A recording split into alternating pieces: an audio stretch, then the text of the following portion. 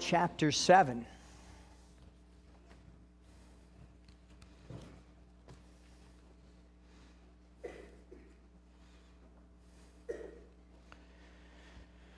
Has not man a hard service on earth, and are not his days like the days of a hired hand?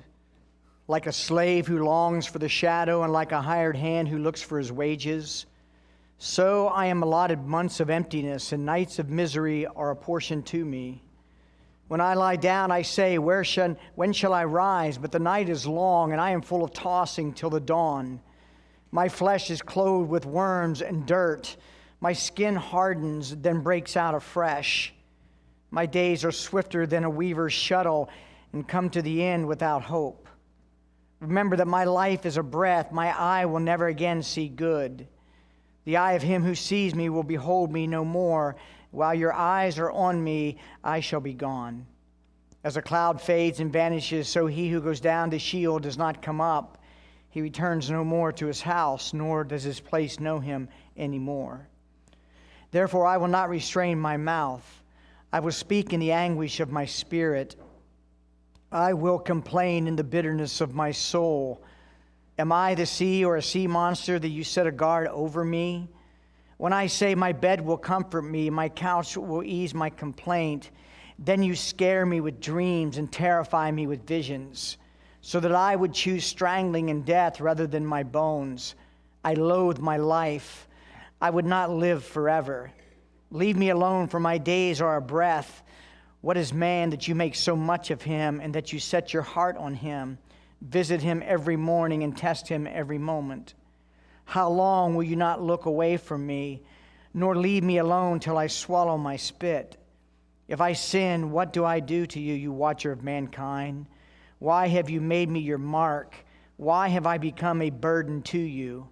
Why do you not pardon my transgression and take away my iniquity? For now I shall lie in the earth. You will seek me, but I shall not be. Father, thank you so much for your word. Thank you for your promise of your Spirit teaching us. And may you meet us at our point of need and our understanding, and that we would make application, but that we would also behold you in your glory through your word, that you would help us learn from Job, learn from his friends, and that, Father, you would change us. Thank you for the Lord's Day. Thank you for the privilege of being together. May you honor your word as you've promised and fulfill its purposes as you said you would. In Jesus' name, amen. You may be seated. Well, we return to Job's first response to his first friend, Eliphaz. And as we go through Job, and you're going to see these dialogues, you're going to find that Eliphaz is the kindest of the friends, but it's a kindness that is very short-lived. And as we look at Job's response, we are looking at him from the perspective of a believer and the depths that a believer can go in times of spiritual darkness or times of spiritual winter. And as we look at Job and his response to his friends, we're going to be able to identify in our experiences as well. Because in a very real way, all of us are Job-like. All of us will encounter Job-like sufferings, not to the depths perhaps of his loss, but nevertheless, as we'll learn today from Job, is that life is very difficult. Life is very hard. And as Job begins to respond to Eliphaz in chapter 6 and chapter 7, we see that there's two directions in which he does respond. The first one is in chapter 6, which we saw last week, and he responds to Eliphaz, and is broken down in the first 13 verses. He basically looks at his friends and says, you don't understand how much pain I'm in. You don't understand the agony that I'm suffering emotionally, spiritually, and physically. And then in verses 14 through 30, he looks at Eliphaz and says, your counsel and your religion are absolutely worthless. Is that you are a miserable comforter. And he will intensify his anger to his friends as it unfolds. But now as we come to Job 7, we encounter what we will see throughout Job's responses, is now he takes his pleas, his complaints, and his pain to his God in prayer in chapter 7. But what we do see in Job chapter 7, though, in his response, is it's really an audience of three. is that Eliphaz is certainly listening to him crying out of the agony of his soul, but he's also directing his complaint to his God, and in a very real way, he's talking to himself. And so when we look at Job and his responses, understand that he's dealing with the very core of his being, and he does so as he talks to God, as he talks to himself, and he talks to his friends. And that will become very clear by way of application this morning. Now, last week, if you were here or if you watched online, we noted the emotional depths that a believer can go in. This should be your encouragement. Is we look at 4 things from Job's experience that we will know in some measure. One, we have the weighted heart of grief. Every one of you know grief. Every one of you either in some form of grief or you're going to enter into grief. That is the reality of life. Secondly, we saw that in the midst of suffering and pain, emotionally and spiritually and physically, there's an irrationality about our thinking, as you will paint a wrong picture of who God is in your pain if you're not careful. We also noted the exhaustion, and this will be a theme of Job throughout, is that he is a spent man. That's what pain does. Pain drains you emotionally, spiritually, and physically, and in particular, depression has a way of just sucking the life out of a person, as we would see in Job. And then we also noted that the emotional depths that a believer may go into, and that is the hurt from insensitive believers, the hurt from insensitive friends. Today we move into the second part, and we're going to go back to chapter 6 and verse 8, and then we'll roll into chapter 7. And in the second part of what we're looking into the life of Job in the responses, we want to see the encouragement that this man perseveres. This man perseveres even in the midst of deep darkness. Is that he doesn't let go of his God because his God doesn't let go of him. And as you look at Job and his cries, you seemingly want to come alongside of him, and you think he's on the brink of giving up. The language is one of a broken man, a continually broken man, where he wonders whether or not he's even a believer. But yet we will see in the depths of his agony that there is a perseverance in Job, that when you go through your depths, you will persevere, not because you think you're going to persevere, but because the persevering hand of God is on you, so that the persevering heart of you will be on him. And this is what Job does to show us, even in his agony, that he is persevering. Look at verses 8 through 10, chapter 6. And the first thing is this. Is Job resolves to honor his God even in his death. He is committed to honor his God even in his pain and his death. Verse 8 of chapter 6, "Oh, that I might have my request, and that God would fulfill my hope." Now, if you remember in chapter 3, what was his request? He was longing for death. He wasn't suicidal, but he longed for death. And it wasn't a mere escape from his pain. He says, "Oh, that it would please God to crush me, that he would let loose his hand and cut me off." Why is he saying this? And this is a very important part in understanding Job. Even though he struggles with whether or not he's a believer, even though he struggles out of the depths of his pain, he has a deep-seated, God-implanted resolve that he is going to honor God even in his death. Look what it says in verse 10. "This would be my comfort. I would even exult in pain unsparing, for I have not denied the words of the Holy One." In the midst of darkness, he cries out, "I have been faithful to my God. I have not denied the words of the Holy One." But what we do see in Job in this very statement is he's saying it's far better that I would die now, that I might not blow my testimony before a watching world. Far better that I die, that in my frailty and in my humanness and in my pain, that I might do something to damage the testimony that I have for my God. Because Job has had a testimony for a long time of being upright, blameless, fearing God, and eschewing evil. In his pain, he is fearful that he might not maintain that. Derek Thomas had a good insight on this. Derek Thomas says this, quote, "He is frightened that if the pain goes on, he's going to say something he will regret. And deny the words of the Holy One is something he wants to avoid at all cost. Better to die now than blaspheme God. Job's call to strike him dead is an expression of his piety, not his irreverent flippancy, end quote. And do you not see that in the Apostle Paul? Paul would say, languishing in the prison in his Philippian letter, he would say this, "It is my eager expectation and hope that I will not at all be ashamed, but that with full courage now, as always, Christ will be honored in my body, whether by life or by death." Even Paul would say, "Pray for me that I would hold off to the end, that the pressure upon me in my weakness, in my depravity, it will not cause me to deny the Lord." Job is like a prisoner of war that's being tortured and being interrogated. And the prisoner is afraid of being broken by the enemy. And Job is fearful that he might break. And thus all those years, all those decades of walking with his God, he would not finish well. Not that he would lose his salvation, but he would lose the testimony before a watching world.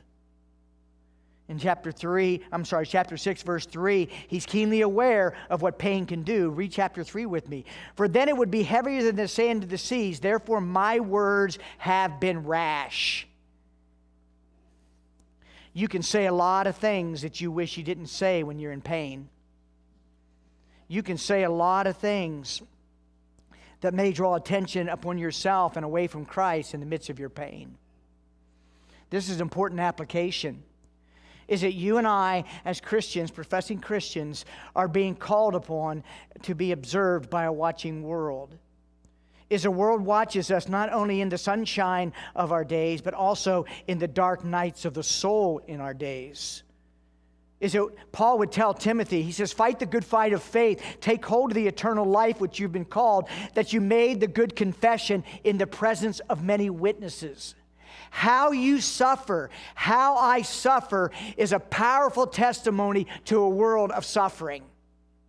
And Job is saying that I have not denied the words of God. I will hold on, and it's far better than if I would die now so that I would not fail should I continue in this state.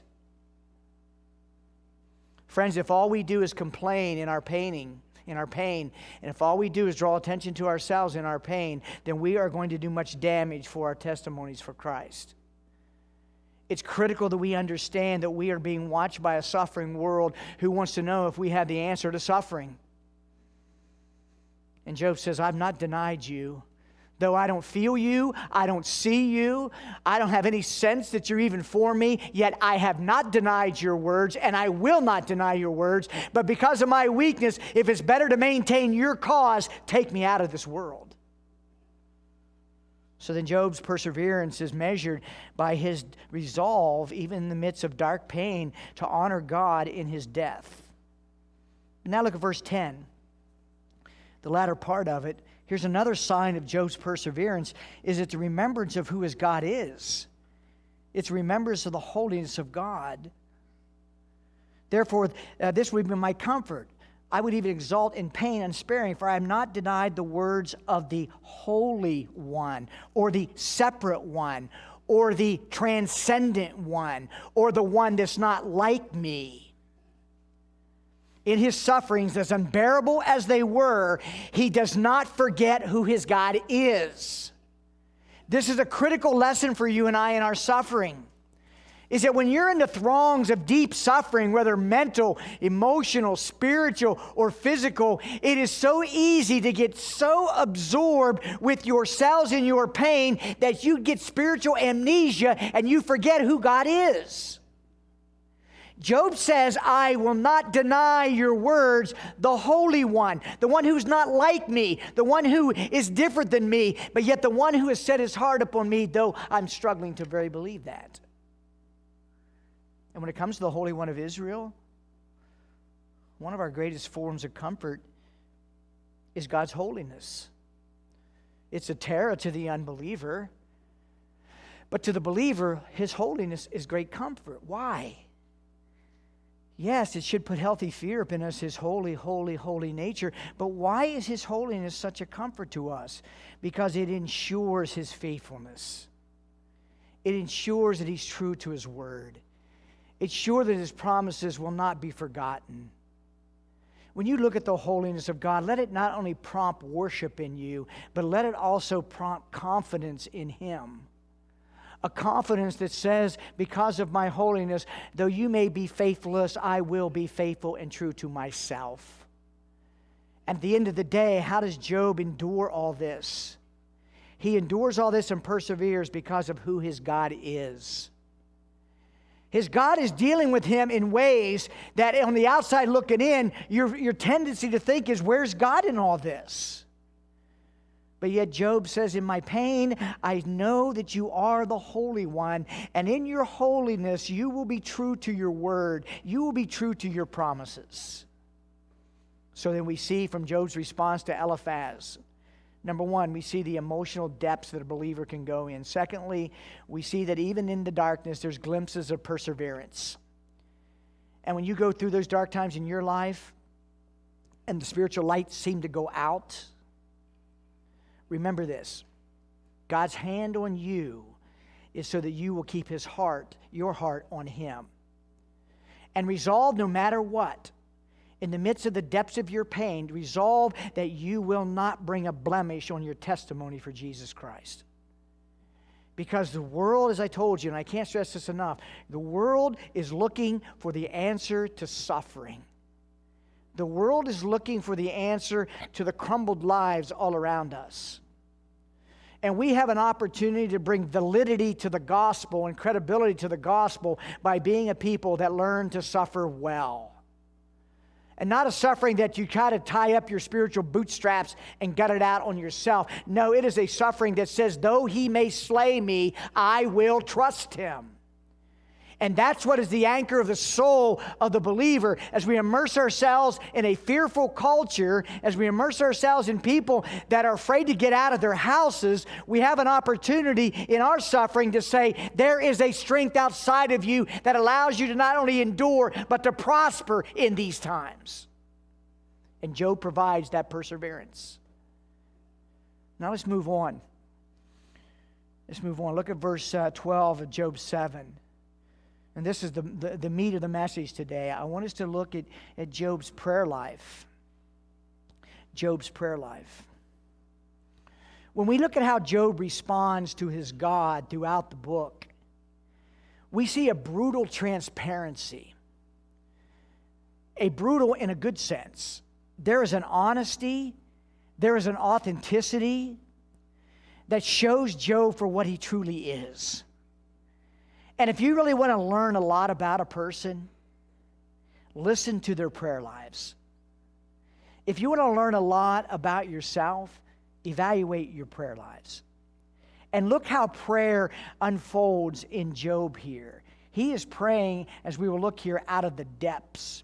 Now, how do we know that chapter 7, that he is shifting? And this is why when you read Job, and I hope you're walking through and reading it with us, is that when you go through that and you see the shift, because the shift is often drastic. When he goes from talking to Eliphaz or talking to Bildad or talking to Zophar, then all of a sudden he shifts to talking to his God. Well, in chapter 7, we see that shift. Look at verse 12. It actually builds on 1 through 12. But in 12, you see the reference to God with the pronoun you. Am I the sea or a sea monster that you set a guard over me? When I say my bed will comfort me, my couch will ease my complaint, then you scare me with dreams and terrify me with visions. He's not talking to Eliphaz. So that I would choose strangling and death rather than my bones. I loathe my life. I would not live forever. Leave me alone, for my days are a breath. What is man that you make so much of him, and that you set your heart on him? Visit him every morning and test him every morning. How long will you not look away from me, nor leave me alone till I swallow my spit? So clearly then he's talking to his God. But notice how he prays in those verses. Do you pray like that? Do I pray like that? He's praying what we may call, and we sang it in Psalm 130, he's praying out of the depths. He's really praying out of the depths of his agony. Psalm 130 says, out of the depths I cry to you, reminds us of Jonah. Where does Jonah really learn to pray? In the belly of a fish. And Jonah says, I cry to you out of my distress, out of the belly. Now, certainly Jonah is being chastised. for his sin. But beloved, you learn to pray really out of the depths. When your life is crashing in all around you, and you are in such agony you can barely utter a word, you're going to learn to pray. And you're going to learn so much more about your God in the depths of your agony than you will in the sunshine of a Mount of Transfiguration experience. What we observe in Job's expressions and responses to his friend in prayer builds not only a solid theology of suffering, but a theology of prayer. Thomas Watson, one of the more readable Puritans, said, quote, "That prayer is most likely to pierce heaven, which first pierces one's own heart." The prayer that pierces heaven first pierces one's own heart. And as you read the book of Psalms, the greatest hymn book and the greatest prayer manual ever penned, notice the language that appears in the prayers of the psalmist. Groaning and groans 6 times, cries 48 times, pleas 11 times, trouble and troubled 22 times, languishing and languish 2 times, weary and wearying 4 times, distress 14 times. Psalm 102 itself is titled "A Prayer of the Afflicted when He is Overwhelmed." Does that describe my prayer life? Or is my prayer life more geared towards the physical and the petitions to a God that often may just be a vending machine God that I put into petition, I pull this lever, and I wait for the answer? This isn't Job. Job is in relationship with his God, and in relationship is such that he shares every single corner of his life. Remember when it was all good with Job? And I don't say good in a human way. You remember when it was all good and his kids were healthy and alive and his estates were fine? Job worshiped God then. Job led family worship then. Job was consistent then. What happens after all that goes away? What do we find? Job's still seeking his God. Job being the same, whether it was sunshine, whether it was Egyptian darkness, he remains the same. But in his prayers, he shares where he's at. And that's the key for us, to pray continually like Job, and to pray as we're commanded to pray with a consistency. That means you share all of your life with God. The light days, the dark days. And so Job begins to cry out. And what does he show us? What can we learn from Job this morning, from the depths of his pain in his prayer? I want to offer to you 2 things. 2 things. Now, it's important that we see Job in his prayer of agony, that we also see the same type of agony in the Lord Jesus. When you go to Gethsemane, what do you see? You see the agonizing Son of God. You see the God-man in such deep agony and turmoil that he sweats drops of blood. And so in a very real way, we learn to pray in these dark times that solidify and verifies our relationship with God.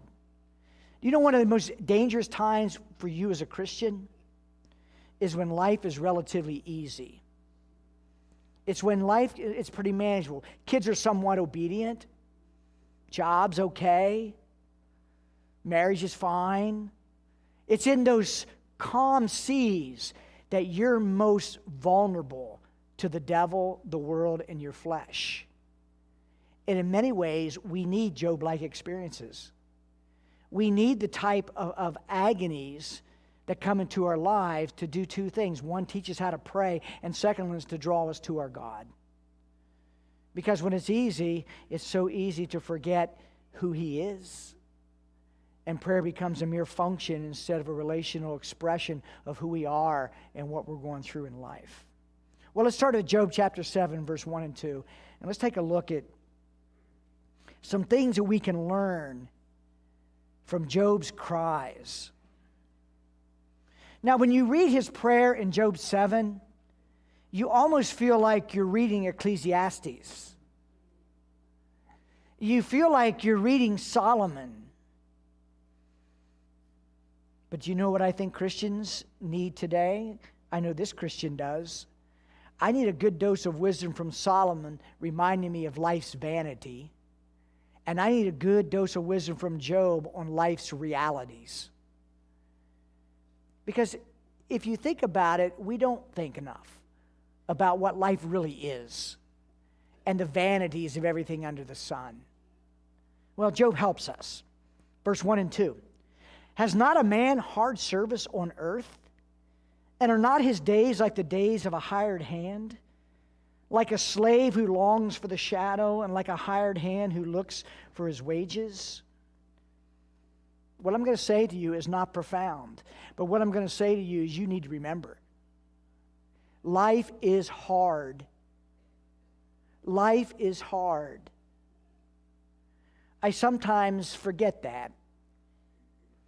I sometimes wonder why it is so hard. And the reason why is because life is under a curse. Life is under a curse. And in verses 1 and 2, Job, in his crying out to God, he would paint three pictures of life under the curse due to the garden. And the first one, in verse 1, has not man a hard service? He says life is hard because of the difficulty of duty or the difficulty of life. Now, the word hard service, it refers to military service or conscripted labor. Now, being a man that spent a lot of time in the military, it is not easy. It is very, very difficult. It's emotionally hard. It's physically hard. It certainly has challenges spiritually. But I'm not sure there's anything more difficult in the branch of service that applies to all deployed service members. There's nothing more difficult than being taken to a pier with your wife and 3 young children and being dropped off and walking up a brow on a warship, and you're gone for 6 to 9 months. And you look back and you see everybody. Military life is hard. For those who've been in it, you know that. Job is saying there's a difficulty in life because of the curse. He says constricted labor is difficult. Job is basically saying that there's no way out. I didn't wake up one morning and call the ship and say, listen, you guys need to get underway without me. Job is saying you can't opt out of life. You can't retreat away from pain. You can't run away from hard times. Because the minute you try to run away from something's hard, it's still in your heart. You got to get it goes with you. I heard someone say something, and I've used it in with joy. So one man was saying to his wife, they've been married for many, many years, and he looked at her and says, if you ever leave me, I'm going with you. Friends, you can change locations, you can change everything, but the bottom line is you can't change the fact that there's a curse on the world and that life is hard. And Job says life is a hard service. But there's 2 other things that he would say in verse 2. And this is related to work. To work. There's the exhaustion of work. Verse 2, like a slave who longs for the shadow. The imagery is strong. He's picturing this person out in the field. He's picturing this person that is sweating under a hot sun, and he's longing for shade, and there isn't any. And he also says in verse 2, a hired hand. Twice we see a hired hand who looks for his wages. A hired hand was a poor domestic or agricultural worker that only learned enough money for one day. So you see the same routine over and over. He works hard all day. The sun's beating down upon him. It's wearing him out. He goes, or she gets down. He wakes up next morning. He's got to do it all over again. That's the hard life under the sun. As I was thinking about this, and this is not certainly inspired, I was thinking about work. And I thought of Snow White and the 7 Dwarfs. Remember the little guy that was grumpy? There's a lot of Christians who look at work like that. Did you know work's not a curse? Work existed before the fall. Now, God cursed the labor of work. He said you're going to sweat. It's going to be hard. It's going to be very difficult, but work itself is not difficult. And Job is not saying that work is hard. He's saying all the associated things of the curse makes work hard. You see, yes, it's futile if you try to save up for all to be taken away. Ecclesiastes tells us that. Solomon would say, I applied my heart to seek and to search out by wisdom all that's done under the heaven, and it's an unhappy business. It's all vanity. But what does the world do? What is the world's view of work? Well, look what our government has done. It's paid people not to work. And God has ordained that work is part of a noble thing. God works. And Job is painting the picture of life under the sun is under a curse, but don't look at work as being a curse. Don't be a grumpy. Thank God for work, but realize that there's a curse under work. I often wonder if we're not so much like the world when it comes to looking how life should be, because the world talks about, well, I just wait till I retire. I wait till I get away from my job. You know what? There is no heaven on earth. There is no heaven on earth. And yes, if you work hard but how do you know what's a day going to bring forth? You don't know.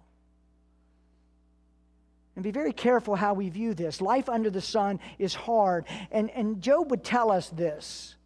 It's a hard service. It's like the grueling commitment of a military life. It's the exhaustion of labor.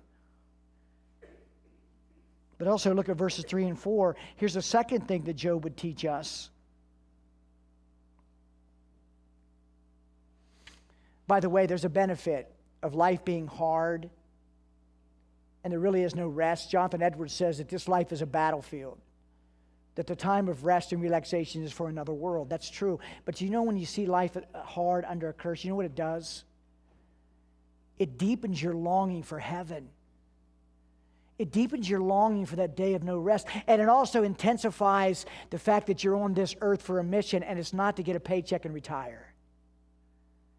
Is that we're on this earth for a mission that has eternal ramifications.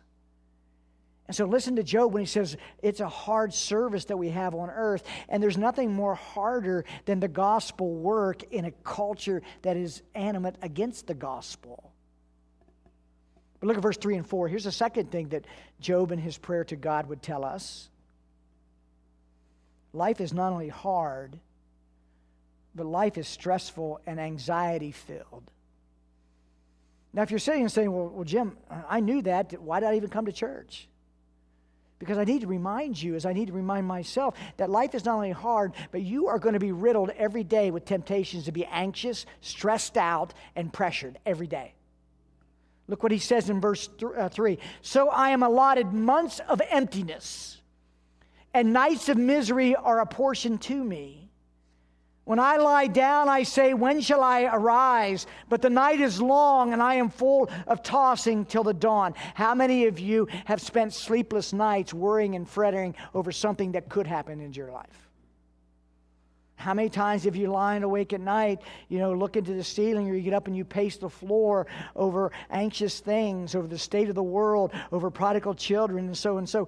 Job says, listen, the night is long and I'm full of tossing till the dawn. That is a fight that you must understand. Life is never going to be free from the temptations to anxiety and stress. That's part of the curse. David would say numerous times, you count my tossings, my tears are in your bottle.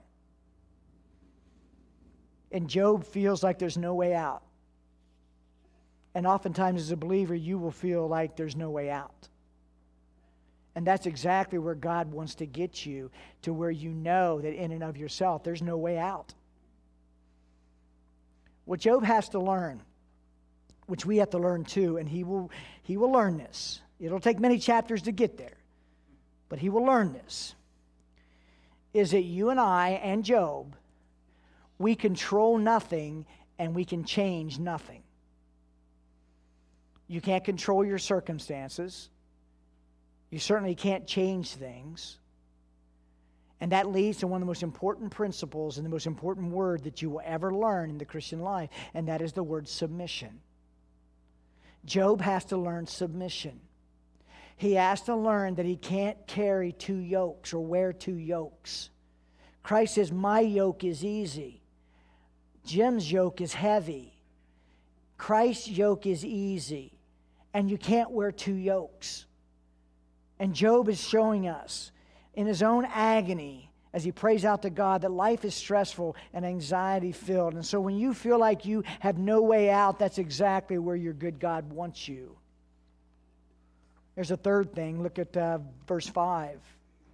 Job's prayer reminds us not only that life is hard, that life is stressful and anxiety filled, but life is physically painful. Physically painful. My flesh is clothed with worms and dirt. My skin hardens, then breaks out afresh. We only have to look in a mirror with the passing of time to see the decaying of the body. We look around here, we have a lot of sick people. You know sick people in your life. You've attended many funerals, you'll attend more. Is that life is physically painful. And Paul would tell us this in 2 Corinthians 4:16, though our outer self is wasting away, our inner self is being renewed day by day. You know, when the guys come to play basketball on Tuesdays, I have to fight the sin of envy because I used to play. And I used to think I was as good as some of them. I'm past that deception. As I go there now and I look at them and think, it seems like just yesterday I was running as fast as they were. You look in your life too. Look at the things that are physically challenging to you right now. Just think, it wasn't too many yesterdays ago that you were doing those things. That's part of the curse. It's part of the decaying of the body. It's part of the decaying of the mind. And Job would tell us and remind us, my flesh is clothed with worms. And we may not endure the physical pain, and likely not of Job, but there are people right now that are ravished with disease. They're ravished with the results of the fall. And they're in our neighborhoods. And you know what they need to hear? That there's a great physician. They need to hear that there is a great physician who will heal them from the most dangerous of all diseases, and that is sin. So what do we learn from Job in his prayer and his transparency to God? Well, that's the first and foremost thing, is we learn that his relationship with God is real. Because he's not afraid to share or spill his guts in front of Eliphaz or anyone else. And to his God, he is as transparent as can be. And I'm convinced, because at the end of Job, God does not say Job did anything wrong. Job is real. We talked about this at our leadership training yesterday. One of the things the church needs to recover, or maybe experience for the first time, for us as well, we need an authenticity about us. We need to be real with one another. We need to be real in our suffering, real in our pain, real in our agonies, real in our unbelief, real in all the things that we suffer, and not just say, hey, I'm okay, I'm not okay. That's the type of transparency that shows the world the reality of who Jesus Christ is. Job is so refreshingly real. You see, life is hard. Physically, I'm wasted. I can't sleep at night because I'm riddled with anxiety. And then look at verse 6 and 9. He would remind us of the brevity of life. Life is mercifully short. Verse 6, my days are swifter than a weaver's shuttle, and come to their end without hope. Remember that my life is a breath. My eye will never again see good. The eye of him who sees me will behold me no more. While your eyes are on me, I shall be gone. As a cloud fades and vanishes, so he who goes down to Sheol does not come up. Look at the imagery here. My life is a breath. Cloud fades and vanishes is my life. The parallel is James 4. James says, you don't know what tomorrow will bring. What is your life? For you are a mist that appears for a little time and then vanishes. Friends, we only truly live when we're truly prepared to die. Is you only really live when you're truly prepared to die. Tim Challies said this, quote, like the sun that rises, sets again, the life that begins must also end. And death always comes too soon, end quote. This weekend we got a call from our family down in West Virginia. As you know, my brother was suddenly killed in a car accident at 23. Left a wife and a 3-year-old. His wife, Cindy, she was always close in my family. My parents treated her like a daughter. That maintained after the death of my brother. She didn't remarry for 13 years. And the relationship with my folks was just like I said. She was a daughter. My nephew was like a son to them because I was in the Navy all over the world. Cindy was diagnosed with pancreatic cancer last year. The very same thing that Randy died of. This weekend, she died at 58. Leaves 3 children. And I was thinking about my nephew. Young man. His father and his mother are dead. You all have experienced loss. You've all experienced death of parents. You've all experienced the reality of the curse of death. Does it make you think how short life truly is? Job is crying out, my days are swifter than a weaver's shuttle. You know he's flooded with memories. 10 kids gone. Everything's gone. And he sees his life withering away before him with such a pain he can't even describe. And yet, there's mercy in the brevity of life. Life is mercifully short. It really is. The pain that you're going through now, it will pass. The loss that you're experiencing now, you won't regain it in this life. But you're going to gain far better. You're going to gain eternal life to the place where there's going to be no more tears, no more pain, no more suffering, no more death. And so Job languishing that life is short, we should look at life as mercifully short.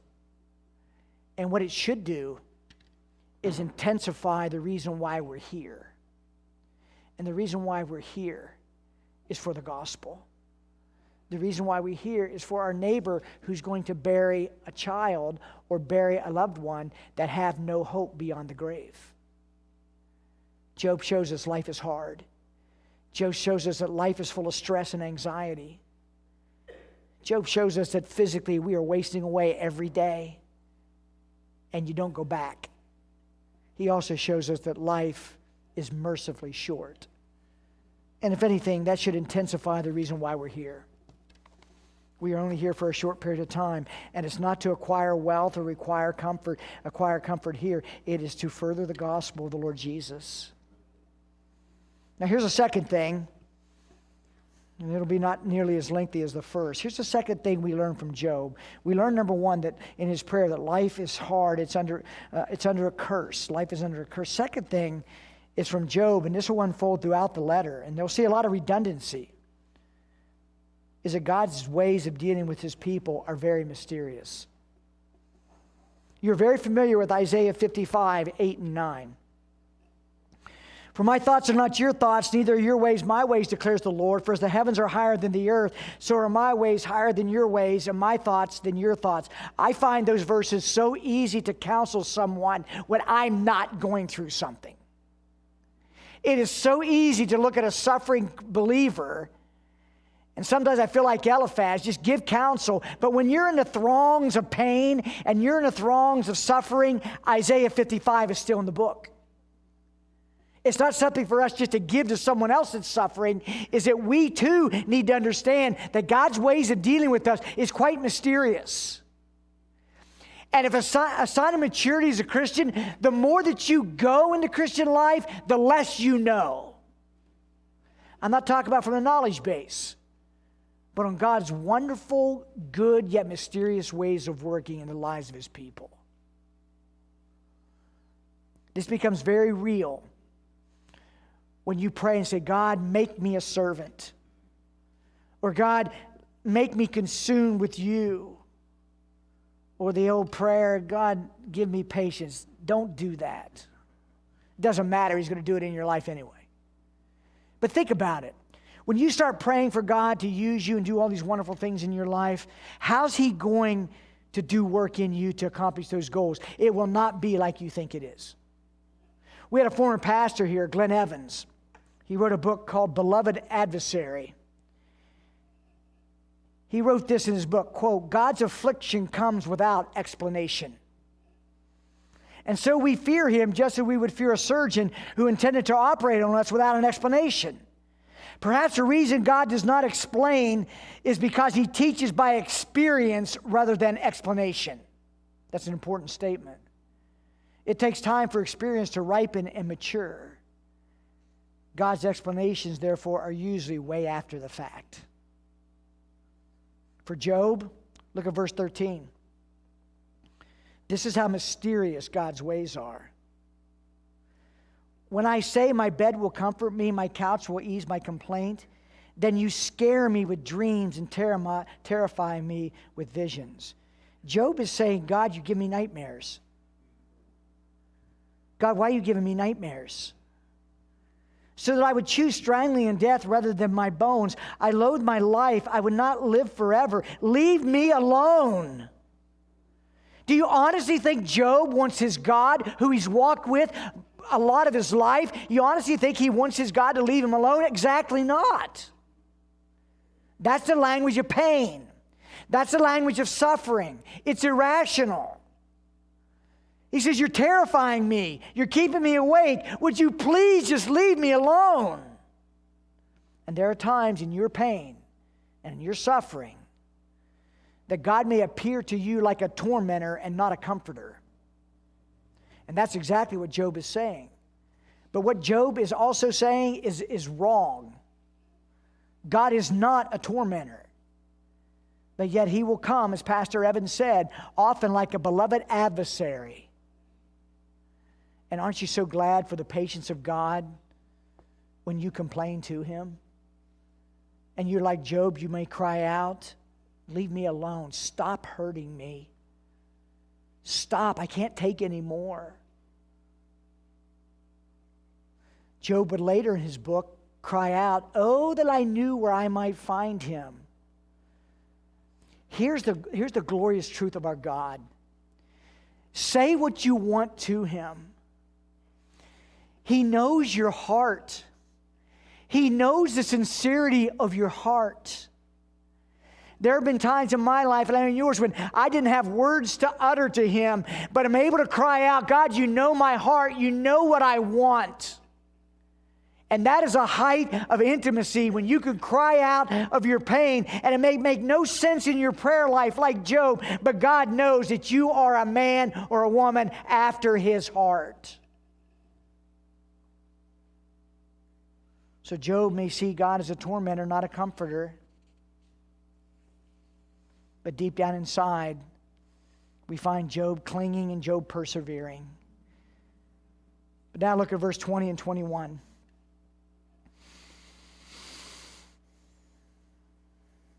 If I sin, what do I do to you, you watcher of mankind? Why have you made me your mark? Job, what are you saying? God is not a cruel archer who's got you as the bullseye of his wrath. Why have I become a burden to you? If you're a child of God, you're not a burden to God. You're a delight to God. He says that we're the apple of his eye. And yet Job looks at him and says, why have I become such a burden to you? Again, God in his patience and kindness to Job, he understands the end. Job does not. And so when you hear Job's cry and prayer, and they're irrational, but you know what they are? They're sincere. And you and I will learn so much about sincerity and authenticity as a Christian by looking at the authenticity and sincerity of Job. He certainly wasn't getting that from his friends. But before his God, he was the real deal. And if there's anything of value in the study of the book of Job, it's two things. One, we learn a theology of suffering. And second thing, we learn a theology of prayer. A prayer that just opens up life like a book to a God who knows already. And what has Job met with? A merciful God throughout the whole book. May God help us to respond to our suffering with a prayer life that models the transparency and the authenticity of Job.